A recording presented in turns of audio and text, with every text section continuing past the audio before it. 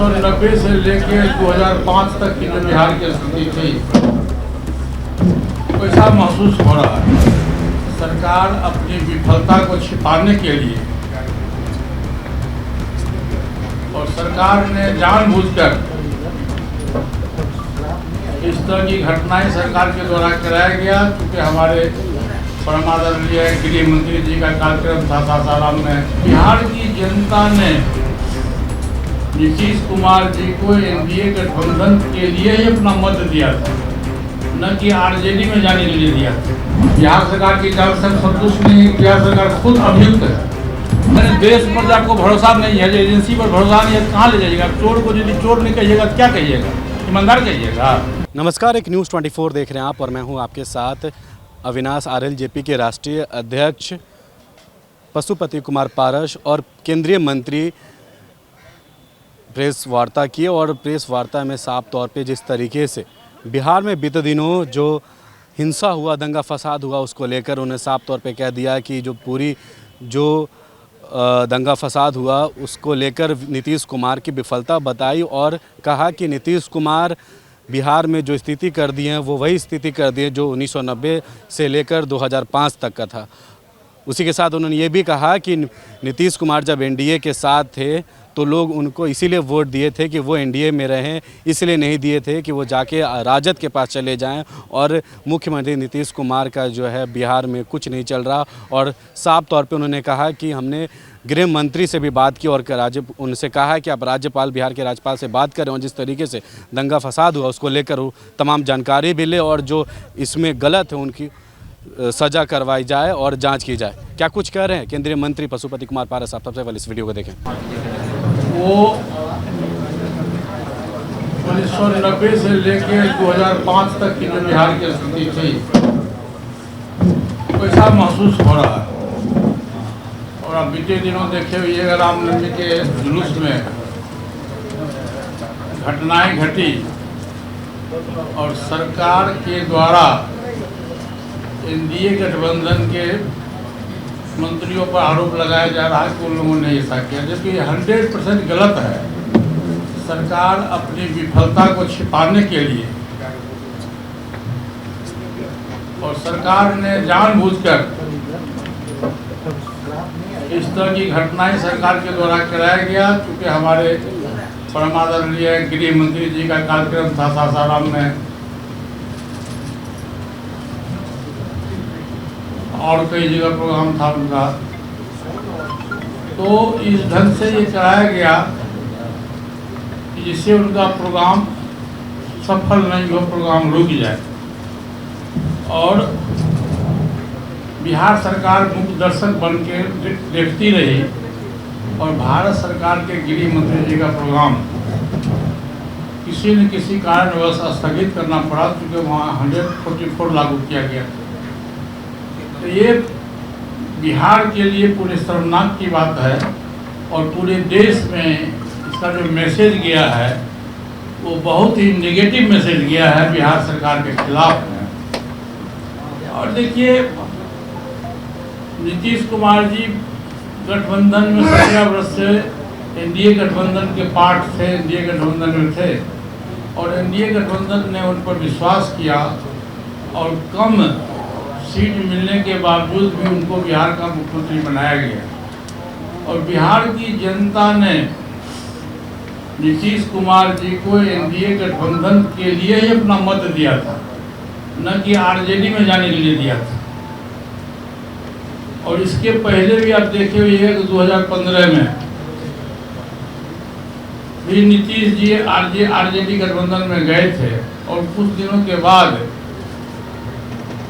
फिर वहाँ से वापस आ गए और ये बोल के आए कि अब मैं कभी ज़िंदगी में, जब तक मैं राजनीति करूँगा तब तक मैं कभी आरजेडी गठबंधन में नहीं जाऊँगा।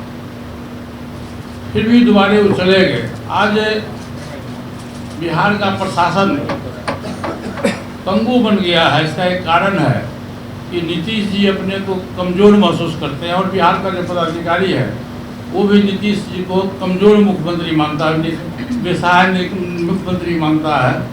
और कोई भी डिसीजन लेने के पहले अपने भाषण में देखते हुएगा कि नीतीश जी तेजस्वी यादव की तरफ देख के ही बोलते हैं।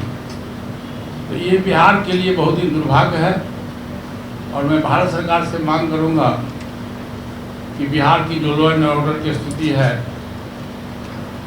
गृह मंत्री जी से मैं आग्रह करूंगा कि यहाँ के जो महामहिम राज्यपाल हैं इनसे रिपोर्ट मंगावें कि बिहार की रियल स्थिति क्या है। यहाँ के लॉ एंड ऑर्डर बहुत ही खराब है। रोज़ डकैती, रोज लूट, हत्याएँ हो रही है, बैंक रॉबरी हो रहा है और बिहार सरकार इसमें बिल्कुल ही विफल साबित हुआ है।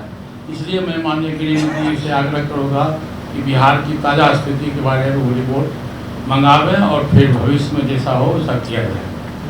दूसरा, आज जो प्रेस कॉन्फ्रेंस करने का मुख्य उद्देश्य है, जो हमारे चंदन सिंह जी हैं पहले इस घर में थे, अब कुछ कारणवश कुछ नाराजगी हुई होगी, कुछ दिनों के लिए चले गए, दूसरे दल में चले गए। मैं नाम नहीं लेना चाहता हूँ किस दल में गए हैं, दूसरे दल में चले गए। फिर इनको पश्चाताप हुआ, महसूस हुआ, पश्चाताप नहीं महसूस हुआ इनको कि मैं गलत जगह गया हूँ। फिर इन्होंने अपनी आस्था हमारे दल के साथ व्यक्त किया है। हमारे पार्टी के तरफ भी मुखातिब हुए हैं। मैं इनको तहे दिल से आशीर्वाद देता हूँ, घर में आए हैं, दुरुस्त रहे। और मैं अपनी ओर से पहले जिस पद पर थे, पार्टी के बिहार के प्रवक्ता थे, मैं इनको प्रवक्ता का पद पर मनोनीत करता हूँ। राष्ट्रपति शासन की मांग कर रहे हैं क्या बिहार में? नहीं, देखिए, आप उसको उल्टा मत समझिए। मैंने गृह मंत्री जी से मांग किया है कि बिहार की जो स्थिति है, लॉ एंड ऑर्डर की जो स्थिति है, रामनवमी पर जो घटनाएं घटी है, उसकी पूरी रिपोर्ट महामहिम राज्यपाल से रिपोर्ट ले लें। रिपोर्ट आने के बाद रिपोर्ट में क्या तथ्य आता है, उसके बाद भारत सरकार इस पर अपना निर्णय ले।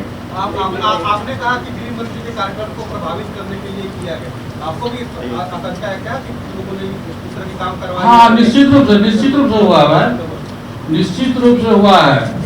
और गृह मंत्री जी का वहाँ प्रोग्राम था, बिहार में 2 प्रोग्राम था। उस प्रोग्राम से आरजेडी और बिहार की जो सरकार है वो घबरा गई और जानबूझ के उन्होंने रामनवमी के मेले पर, रामनवमी के जुलूस पर ये जो हंगामा हुआ है, ये सुनियोजित हंगामा है और प्रशासन मुख्य दर्शक बन के बैठे रहे। तो नीतीश कुमार ये कहे हैं, ये जो बिहार जला है इसके पीछे कौन है, कौन बीटिंग काम कर रहा है, कौन? अरे भाई, तो मैं तो कह रहा हूँ गृह मंत्री जी से कि आप इसकी जांच करवा लीजिए।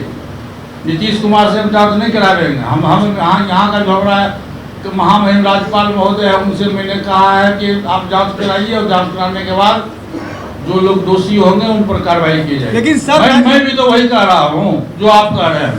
लेकिन सर, राज्यपाल का एक प्रोटोकॉल होता है। आप कह रहे हैं कि राज्यपाल अपनी रिपोर्ट दे, लेकिन राज्यपाल परसों एक कार्यक्रम में उन्होंने ये कहा कि प्रधानमंत्री जी को 74% जनता चाहती है कि वो फिर से प्रधानमंत्री रहें। ये राज्यपाल कैसे कर सकते हैं सर? राज्यपाल देश का नागरिक नहीं है क्या? नागरिक हो सकते हैं सर, क्या प्रोटोकॉल है सर?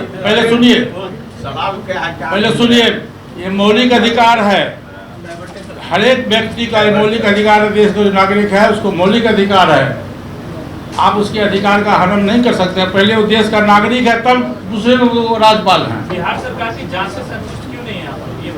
बिहार सरकार की जांच से संतुष्ट क्यों नहीं? बिहार सरकार की जांच से संतुष्ट नहीं। बिहार सरकार खुद अभियुक्त है।